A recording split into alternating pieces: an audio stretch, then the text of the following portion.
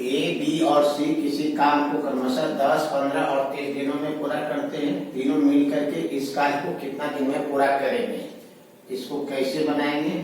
तो ए किसी काम को 10 दिन में पूरा करता है, बी किसी काम को 15 दिन में पूरा करता है और सी उसी काम को 30 दिन में पूरा करता है। ए किसी काम को 10 दिन में पूरा करता है, बी उसी काम को 15 दिन में पूरा करता है, सी उसी काम को 30 दिन में पूरा करता है।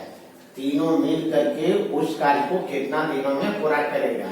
तो क्या करेंगे, तीनों का एलसीएम निकाल लेंगे। तो 10, 15, 30 का एलसीएम जो होगा वो होगा 30। तो करने का मतलब टोटल वर्क हो गया 30। अब 10 दिन में 30 काम करता है तो एक दिन में कितना काम करेगा? 30/10 3 काम करेगा। बी 15 दिन में 30 काम करता है तो बी एक दिन में कितना काम करेगा? 30/15 15 30। फिर सी 30 दिन में 30 काम करता है तो एक दिन में कितना काम करेगा? एक काम करेगा। 30 दिन में 30 काम तो एक दिन में कितना काम करेगा? एक काम। तो तीनों मिल करके एक दिन में कितना काम किया? तो 3 + 2 5, 5 + 1 6। तो तीनों मिल करके 6 काम करता है एक दिन में। तो 6 काम करता है एक दिन में, तो 30 काम कितना दिन में करेगा? क्या करेंगे? 6 से भाग दे देंगे। 6 पंचे 30 तो 5 दिन। तो करेक्ट आंसर होगा 5 दिन। और 5 दिन देखिए तो आपका किस ऑप्शन में दिया हुआ है? ऑप्शन ए में। तो करेक्ट आंसर आपका ऑप्शन ए होगा। यदि ए का 120%, बी के 80% के बराबर है तो b + a/b - a का मान किसके बराबर है? तो क्या दिया हुआ है? ए का 120%, ए का 120% बराबर बी का 80% के बराबर है। तो ए अब बी को इधर कर देंगे बटा बी बराबर क्या हो जाएगा?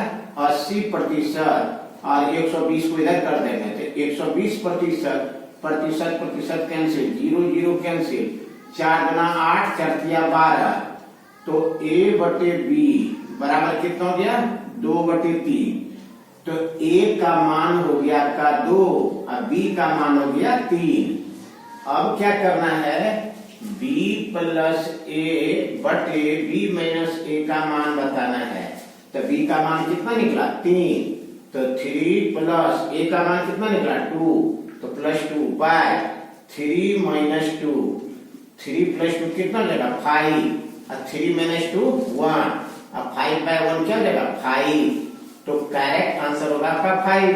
और 5 आपका देखिए तो किस ऑप्शन में दिया हुआ है? ऑप्शन ए में दिया हुआ है। तो करेक्ट आंसर आपका ऑप्शन ए होगा।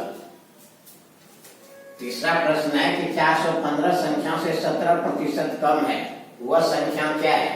ये प्रश्न आपका एसएससी एग्जाम में पूछा जा चुका है। तो क्या कह रहा है? 415 संख्या से 17% कम है।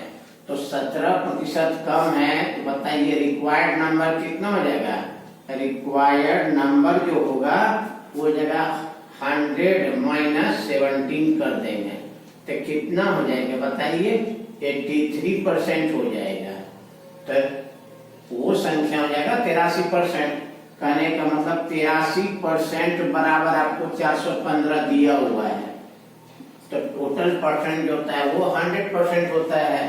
तो 100% बराबर कितना हो जाएगा? 100% बराबर कितना हो जाएगा? 415 गुना 100% अब बटे जो है 83%, परसेंट कैंसिल और 83 पंचे कितना हो जाएगा? 415। अब 5 × 100 करेंगे तो कितना हो जाएगा? 500। तो रिक्वायर्ड नंबर होगा 500। तो वह संख्या क्या है? 500। 500 देखिए तो किस ऑप्शन में आपका दिया हुआ है? ऑप्शन सी में। तो करेक्ट आंसर आपका ऑप्शन सी होगा। 10% वार्षिक दर से कितने समय में किसी धन पर साधारण ब्याज इस धन का 0.125 गुना होगा? बहुत ही अच्छा क्वेश्चन है। ये भी एसएससी एग्जाम में पूछा जा चुका है।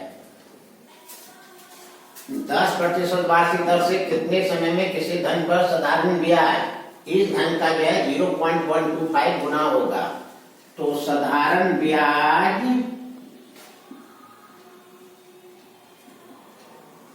का फॉर्मूला क्या होता है? मूलधन, तो मान लेते हैं मूलधन P है गुना समय, तो समय मान लेते हैं T गुना दर, तो दर आपको 10 दिया हुआ है, अब बटा 100, तो ये हो गया आपका साधारण ब्याज। और साधारण ब्याज दिया हुआ है धन का 0.125, तो धन मान लेते हैं P माने हैं, तो P गुना 0.125 बराबर P गुना T गुना 10 अब बटा 100। दशमलव पूरा देंगे, दशमलव के बदले 1, दशमलव के बाद 3 अंक है, 3 जीरो, तो कटा दीजिए, 1 zero zero cancel, 1 zero zero cancel, 25 पंचे 125, 25 चौके 100, पी कैंसिल, तो टी बराबर कितना हो जाएगा? 5/4, 5 में 4 से भाग दे देंगे, कितना होगा? 1.1/4 वर्ष। तो करेक्ट आंसर जो है आपका होगा 1.1/4 वर्ष। 1.1/4 वर्ष किस ऑप्शन में दिया हुआ है? आपका ऑप्शन ए में दिया हुआ है, तो करेक्ट आंसर आपका ऑप्शन ए होगा। कोई धन साधारण ब्याज पर 10 वर्ष में त्रिगुना हो जाता है, ब्याज की वार्षिक दर कितनी है? बहुत ही शानदार क्वेश्चन है, एसएससी एग्जाम में जो है पूछा जा चुका है ये। तो कोई धन साधारण ब्याज पर 10 वर्ष में त्रिगुना हो जाता है, ब्याज की वार्षिक दर, तो याद रखिएगा दर का एक फॉर्मूला होता है, दर बराबर गुनी -1 बटे समय गुना 100 कर देंगे। इस फॉर्मूला को आप लोगों को याद रखना है कि दर बराबर गुनी -1 बटा एक समय गुना 100। कितना गुनी है? तिगुना हो जाता है, तिगुना, तो 3 गुनी है, -1 बटे समय, समय कितना दिया हुआ है? 10 वर्ष, तो बटा 10 गुना 100 कर देंगे, 3 - 1 कर देंगे, कितना होगा? 2/10 इंटू 100, 0 0 कैंसिल, तो 10 गुना कितना हो गया? 10 गुना 2, 10 गुना 20, तो 20%। तो करेक्ट आंसर होगा 20%। और 20% आपका किस ऑप्शन में दिया हुआ है? ऑप्शन बी में, तो करेक्ट आंसर आपका ऑप्शन बी होगा। कितने वर्ष में कोई धन साधारण ब्याज की 10% वार्षिक दर से द्विगुना हो जाएगा? ये प्रश्न आपका एसएससी सीजीएल एग्जाम 2005 में पूछा जा चुका है। कितने वर्ष में समय फाइंड करना है? तो याद रखिएगा समय का फॉर्मूला गुनी -1 अब बटा जो है दर गुना 100 कर देंगे।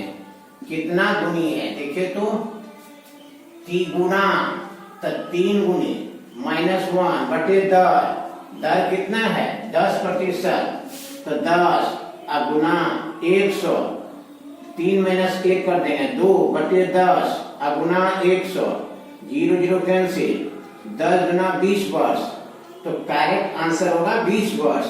और 20 वर्ष आपका किस ऑप्शन में दिया हुआ है? ऑप्शन बी में, तो करेक्ट आंसर आपका ऑप्शन बी होगा। दिए गए चित्र में ओ वृत्त का केंद्र है, दिए गए चित्र में ओ वृत्त का केंद्र है। यदि कोण एसीबी 45 डिग्री, कोण एसीडी 45 डिग्री दिया हुआ है, तो कोण एओबी का मान क्या होगा? कोण एओबी का मान क्या होगा? तो याद रखिएगा, किसी चाप के द्वारा केंद्र पर बना कोण उसी चाप के द्वारा वृत्त के शेष भाग पर किसी बिंदु पर बने कोण का दुगुना होता है। हम क्या बताए? किसी चाप के द्वारा वृत्त के केंद्र पर बना कोण उसी चाप के द्वारा वृत्त के शेष भाग पर बने कोण का क्या होता है? दुगुना होता है। कहने का मतलब हुआ कि कोण एओबी बराबर हो जाएगा 2 कोण एसीबी। ये कोण जो है इस कोण का दुगुना हो जाएगा, तो 2 गुना, अब कोण एसीबी का मान दिया हुआ है 45 डिग्री, तो 45 डिग्री गुना 2 कर देंगे, कितना होगा? 90 डिग्री। तो करेक्ट आंसर होगा 90 डिग्री। और 90 डिग्री देखिए तो आपका किस ऑप्शन में दिया हुआ है? ऑप्शन सी में। तो करेक्ट आंसर आपका ऑप्शन सी होगा। 8वां प्रश्न है, चक्रवृद्धि ब्याज और साधारण ब्याज का अंतर 8% की दर से 2 वर्षों में 640 रुपये है। तो मूलधन ज्ञात कीजिए। तो याद रखिएगा 2 वर्षों के लिए साधारण ब्याज और चक्रवृद्धि ब्याज का अंतर, 2 वर्ष के लिए चक्रवृद्धि ब्याज और साधारण ब्याज का अंतर बराबर फॉर्मूला होता है PR² 10,000 कर देंगे। चक्रवृद्धि ब्याज और साधारण ब्याज का अंतर आपको दिया हुआ है कितना? 640 रुपये। 640 रुपये बराबर P गुना R²। तो R दिया हुआ है 8%, R² है, 8 2 टाइम्स हो जाएगा। तो 8 × 8 कर देंगे, अब बटा 10,000 कर देंगे, बटा 10,000 कर देंगे। कटा दीजिए, 8 8 64, 1 0, फिर 8 से कटा दीजिए, 10 8 80। तो बताइए P बराबर कितना हो जाएगा? तो P बराबर 10,000 गुना 10, 10,000 गुना 10 कर देंगे। तो 1 पे कितना हो जाएगा बताइए? 10,000 पे 1 0 हो जाएगा। तो आपका हो जाएगा 1 लाख रुपये। कितना हो जाएगा? 2 11 1000 10,000 लाख, 1 लाख रुपये। और 1 लाख रुपये देखिए तो आपका किस ऑप्शन में दिया हुआ है?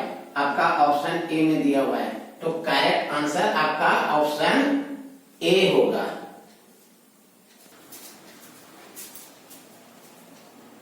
नवा प्रश्न है कि दिए गए चित्र में O वृत्त का केंद्र है।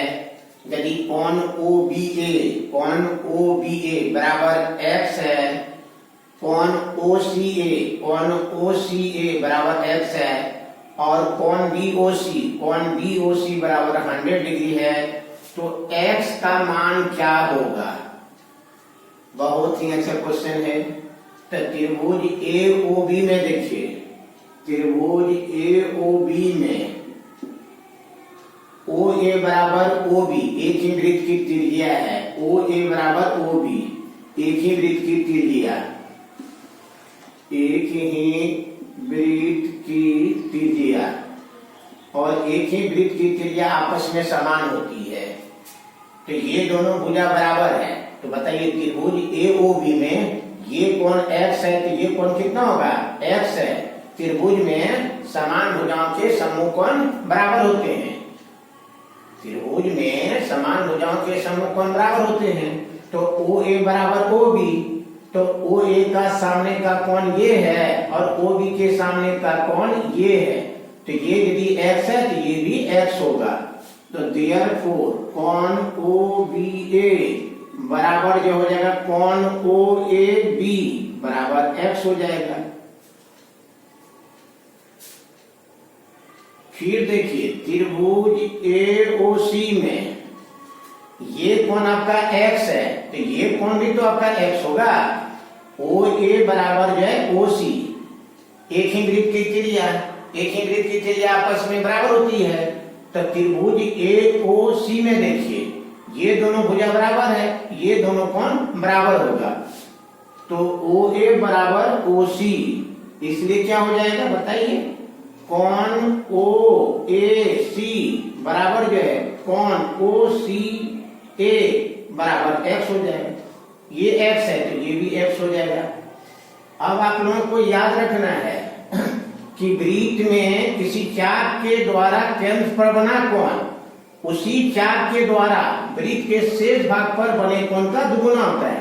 कहने का मतलब ये कोण जो है, ये कोण जो है इस कोण का दुगुना होगा। कोण BOC बराबर क्या हो जाएगा? 2 कोण BAC। तो बताइए कोण BOC कितना दिया हुआ है? 100 डिग्री। तो 100 डिग्री बराबर 2 गुना कोण BAC, तो कोण BAC कितना हुआ? x प्लस x 2x, तो 2x हो गया। तो बताइए 100 डिग्री बराबर 2 × 2 कितना हो गया? 4x। तो बताइए तो x बराबर कितना हो जाएगा? 100 डिग्री बाय 4, तो हो जाएगा 25 डिग्री। तो करेक्ट आंसर होगा 25 डिग्री। और 25 डिग्री देखिए तो आपका किस ऑप्शन में दिया हुआ है? ऑप्शन ए में। तो करेक्ट आंसर आपका ऑप्शन ए होगा। दो समान आयतन वाले बेलनों के व्यास 3:2 के अनुपात में हैं, उनकी ऊंचाइयों का अनुपात क्या होगा।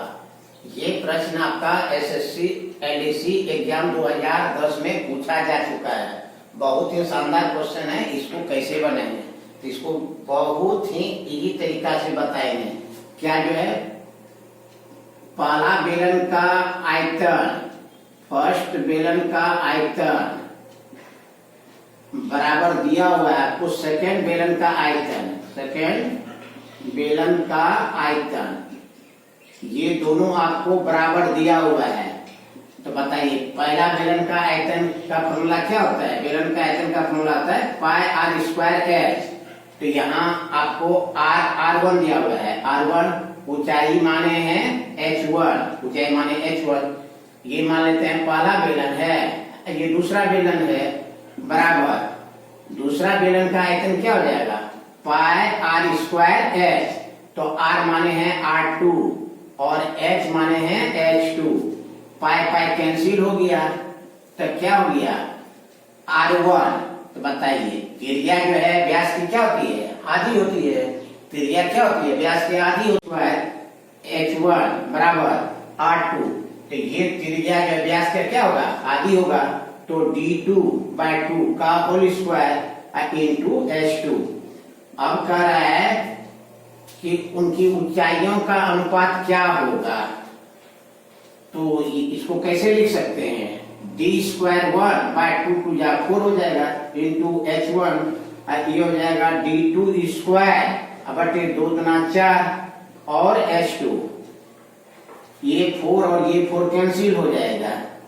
तो H1 और H2 को हम इधर कर देंगे, तो बाय H2 हो जाएगा। तो इधर क्या हो जाएगा आपको D2² बटे D1² जो है, बताइए D2 आपको दिया हुआ है कितना, D2 दिया हुआ है 2, D2 दिया हुआ है 2, तो 2 का होल स्क्वायर बटे D1, तो D1 दिया हुआ आपका 3, तो 3 का जो है होल स्क्वायर। तो 2 का स्क्वायर करेंगे तो कितना होगा बताइए, 4 हो जाएगा। 3 का स्क्वायर करेंगे तो कितना होगा, 9 होगा। तो करेक्ट आंसर होगा 4:9, 4:9। 4:9 आपका किस ऑप्शन में दिया हुआ है, ऑप्शन ए में दिया हुआ है। तो करेक्ट आंसर आपको ऑप्शन ए होगा। तो आशा है कि आप लोगों को वीडियो अच्छा लगा होगा। यदि वीडियो पसंद आया तो इसे लाइक और शेयर कीजिए। और यदि आप लोगों ने हमारा चैनल सब्सक्राइब नहीं किए हैं तो प्लीज चैनल को सब्सक्राइब कर लीजिए और बेल आइकन का बटन भी दबा दीजिए। Thank you very much. फिर हम लोग जो है अगले क्लास में मिलते हैं, तब तक के लिए अलविदा।